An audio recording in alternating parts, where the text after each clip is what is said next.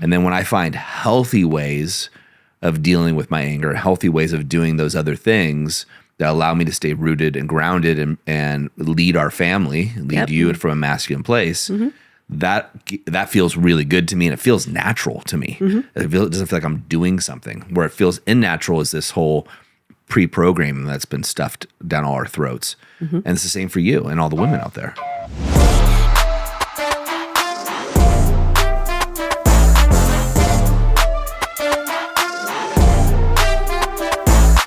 Hey guys, welcome back to another episode of the TPM Show. And once again, we are blessed here to have my beautiful wife and coach, Erin Holt, here joining us at the TPM Ranch. Babe, thanks for being here. Love being here. Thank you for having me. Yeah, I love having you here too. And the guys, of course, coming off of an alpha reset recently. It's one of our flagship events, the experiential event.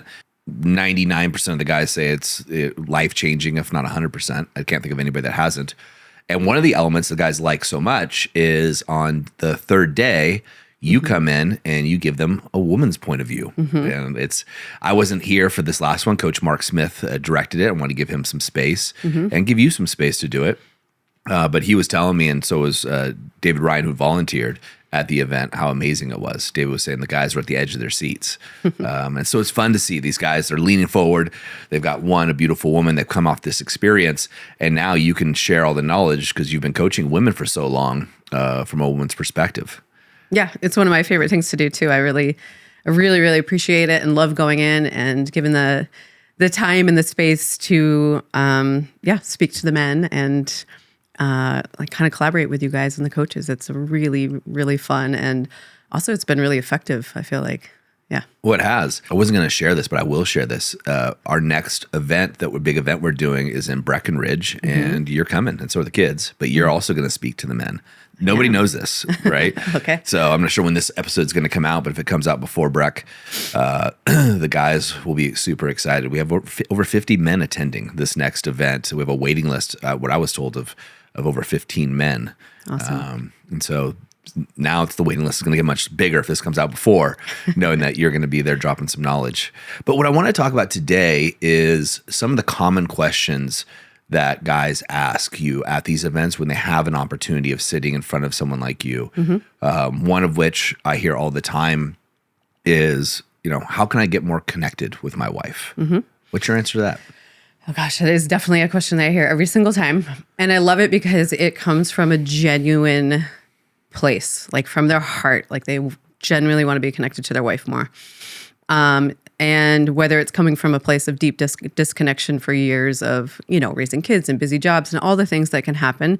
One of the things that I have them be really honest about is like, we're constantly making bids for connection with our partners. And, as time goes on, we can become more like kind of numb to that and our partner.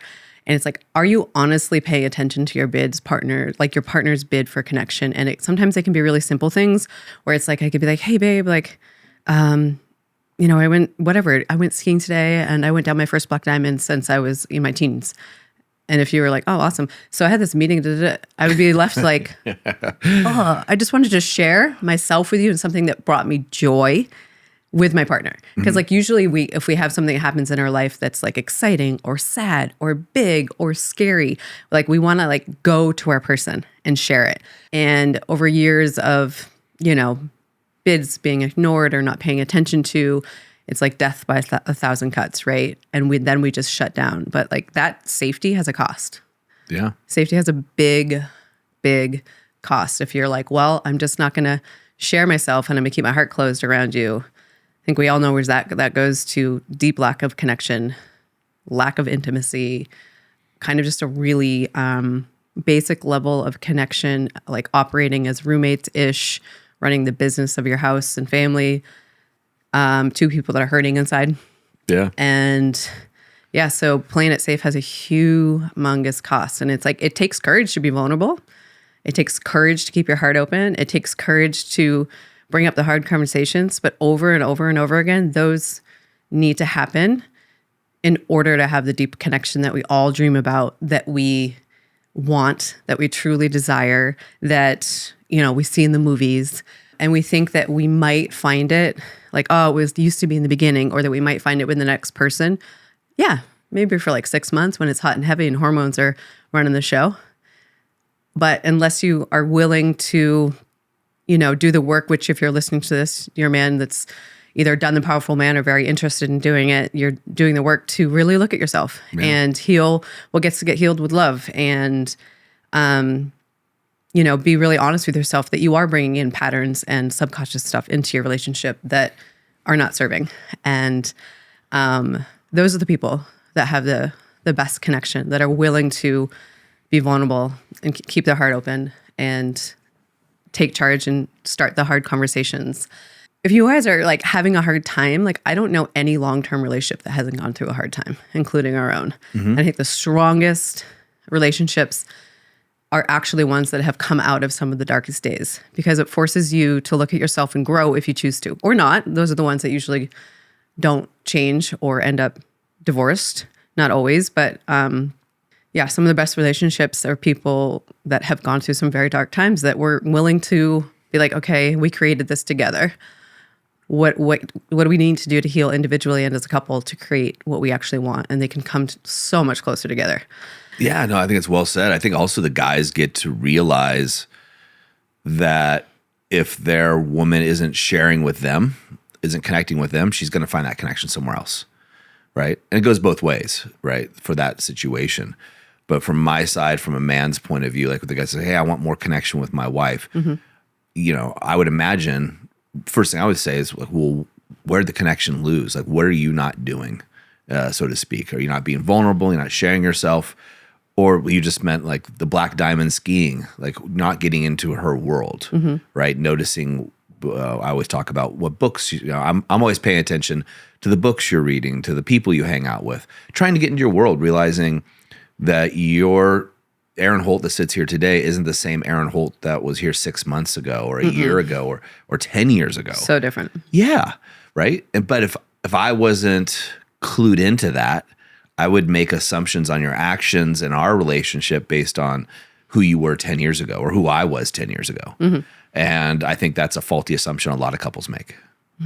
I think another thing that gets overlooked is, look, we can all get so freaking serious in our adult years and like building businesses and building families that we forget to like incorporate play in our lives as individuals and a couple. Yeah. And it's like, for me, like I love skiing. It's a short season, but like I make sure that like most Wednesday mornings I go ski with girlfriends. And it's like, could I be working? Could I be doing anything? Yeah. But it fills me up in a way that I come back to work and motherhood and my marriage so much better. And I think also it's like really important to have some fun things you do as a couple, whatever your version of fun is, and bring in your creativity, like art classes, cooking classes, I don't know, anything literally that is like not work and not kids and not planning your life. Something fun that's going to light you up. I think it's hugely important. I think it's important to have your own stuff, right? And like you said, you go skiing with the girlfriends and then having stuff for our family, which we do. And then you and we have a date tomorrow, right? And so it's something that we consciously try to put together. We don't hit it every week, but it's something we work on, getting the babysitter, getting the kids ready. Yep. And we're blessed because our kids don't want us to go. They want to be around us. Yeah. Probably too much. Yeah. We do have a great time with them. Yeah. And we get to have our own time. So I want to go back to some of the things. I'm trying to put myself in, what are some practical things these guys can do? We're men. We want practical. Give me the plan. I want more connection with my wife. My wife and I are disconnected and I'm ready to take that first step. Awesome. That right there, that energy right there, energy is everything. The first step of you, she's craving, maybe not on the surface level if there's been a lot of years of pain and disconnection and hurt, but she is craving your masculine leadership just as much as you're craving her femininity. Yeah. Like, we both crave that dynamic. And it's there for most couples in the beginning because it's easy. Hormones are running the show. Yeah. It's easy. You're on your best behavior. You're sharing yourself, you're listening, like, right? You're interested in the person, you're interesting, right?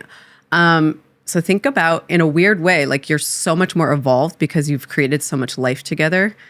think about like maybe the way you behaved in the beginning, and like you paid attention. You were interested in what she was saying. So it's like sound very simple, but I also know like things get busy, like I mentioned before. Hey guys, I wanted to interrupt this episode because it's dawned on me that many of you guys aren't aware that we actually have a book on how to save your marriage without talking about it. Now, thousands of men have read it, they've reviewed it, and I want to give you the opportunity to do the same.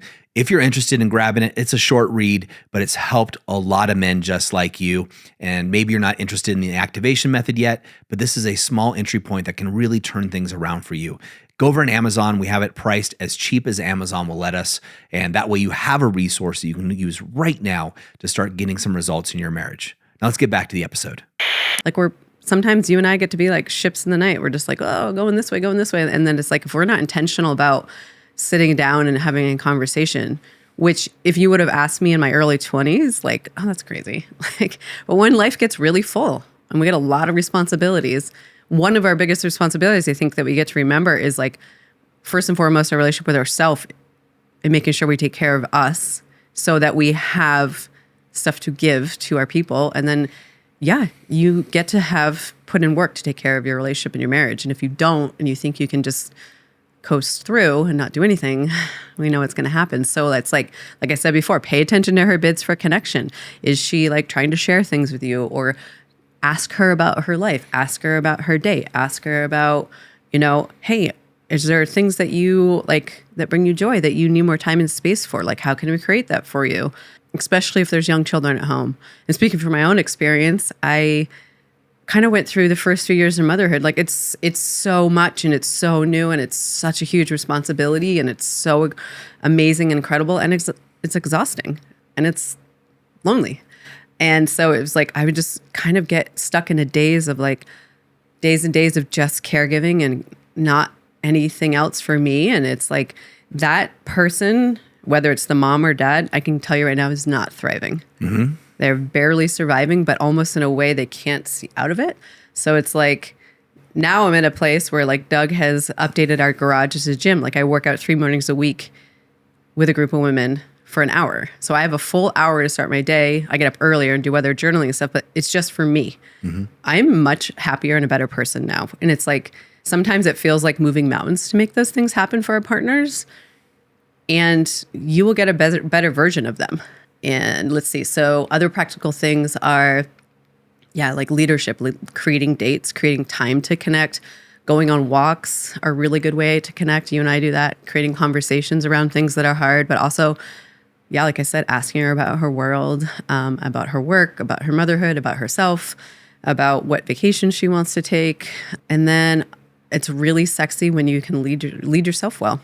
So in doing this, as I say, for me, I'm certainly not perfect, but I put a conscious effort into it, like recognizing when you walk in the door, right? Things of that nature and connecting with you. Mm-hmm. As I did there, I was on a call or I had a message come in from a client, guy I'm working with, and you came in and I paused to at least recognize you and your presence. Mm-hmm. Curious, this is a rhetorical question, of course, but for the guys, how do you think how is your relationship in our marriage today versus what it was, say, 10 years ago? Better or worse? Way better. Yeah. So that's what's possible. I want the guys to see what's possible on the other side, because we went through the dark tunnel. Very. Right? Much so. And a lot of the things that you and I learned during that journey, we teach the men in the activation method. And it's helped thousands of couples. Mm-hmm. And you and I right now have put together a course called The Activated Couple. Yep. And we're going to go over some of that in Breckenridge with the men. You'll be teaching and I'll be teaching. Yep. And leading these guys to see, hey, one, you got to work on yourself. But two is, how can a man specifically and a woman do this as a couple and come out the other side where you and I, again, not perfect, but I don't think anybody ever attains perfection in their relationship, but we're pretty darn good. And it's a good thing saying that and feeling that way. And then for me, it allows me to focus on going out there and hunting, building the businesses, doing those things, knowing that home base is taken care of, home base being you and I. Yeah. And on that too, it's like, and I'm coaching women from the other side of like, really, my biggest thing is like your relationship with yourself is the most important thing. Yep. And it sounds really simple. and it's not. Well, because we don't talk about it, Yeah. right?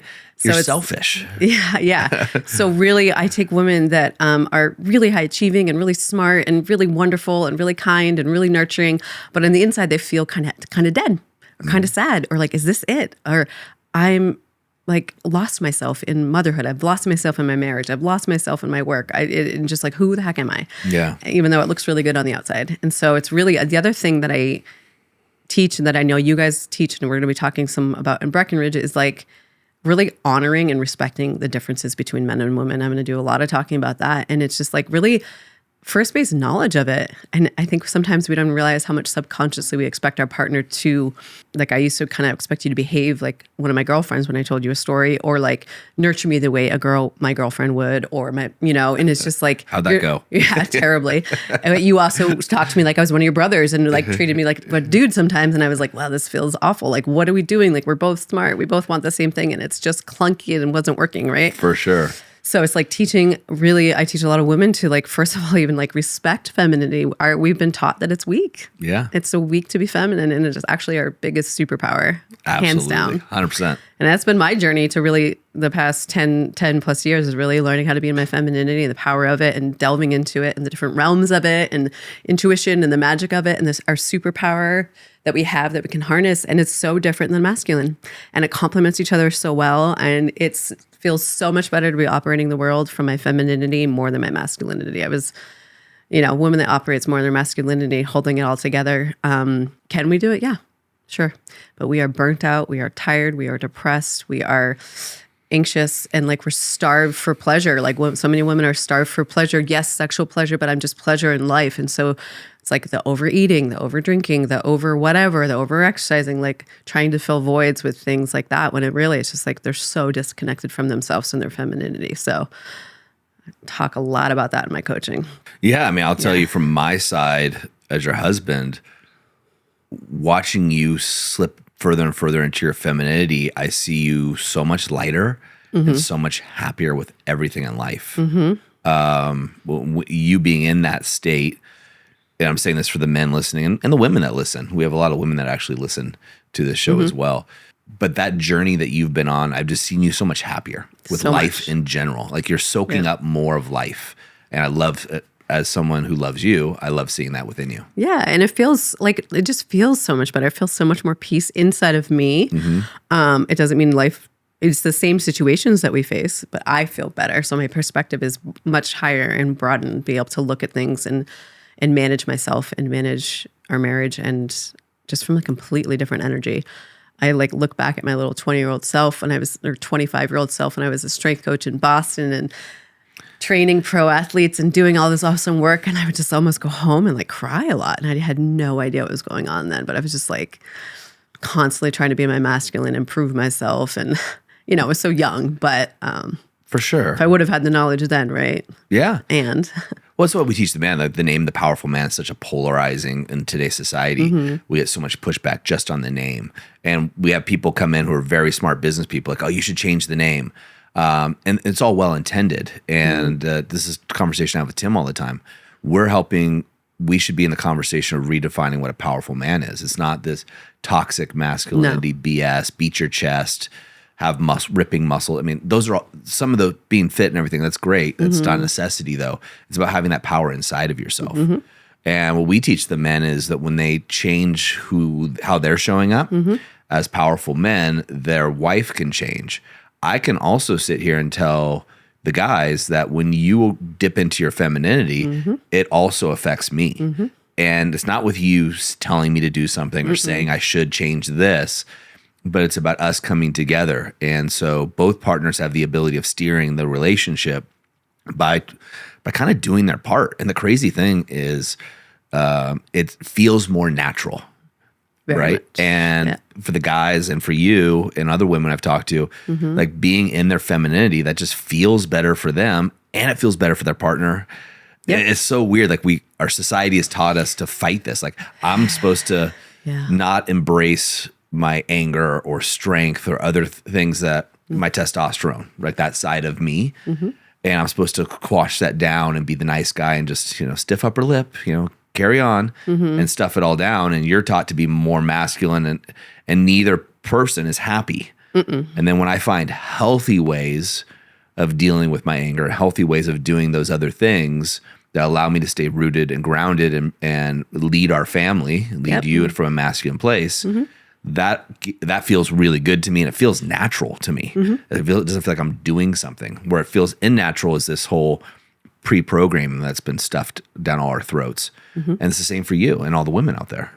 Yeah, so it's all energy, and it's actually like the more that women can be in their feminine energy within their partnership, the more it gives space and energy for their man to rise into masculinity. So it's actually like men are feeding off our energy a lot. Yeah. So for women, like if we're like really in tune with ourselves, like we live in an energetic world. We're very connected to intuition, the universe, spirit.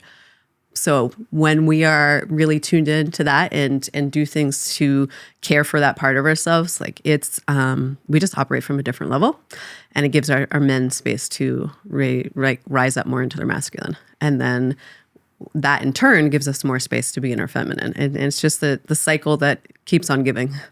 Yeah, I guess where I'm going with that is, I agree with what you're saying, is that these terms, femininity, masculinity, power, they've been twisted so much by the media that they have negative context. So then I get this position of like, okay, do we change the words, or do we take a stand and just rewrite what the meaning of the words are, right? That's what we're talking about.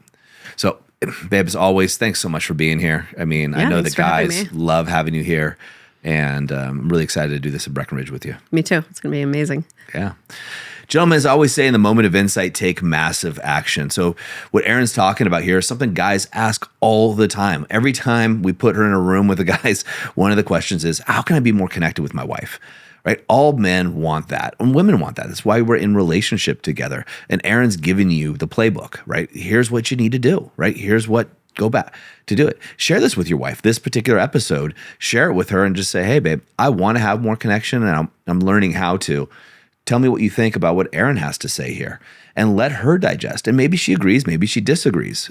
My experience, she's probably going to agree with everything Erin says, but maybe you're in a position where she doesn't want to because you gave it to her. But either way, you can affect it. As Erin said, come with the right energy. And we talked about that a lot in previous episodes, so you can figure out what that is.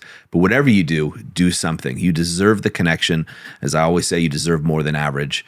Take the action, and we'll see you next time on the TPM Show.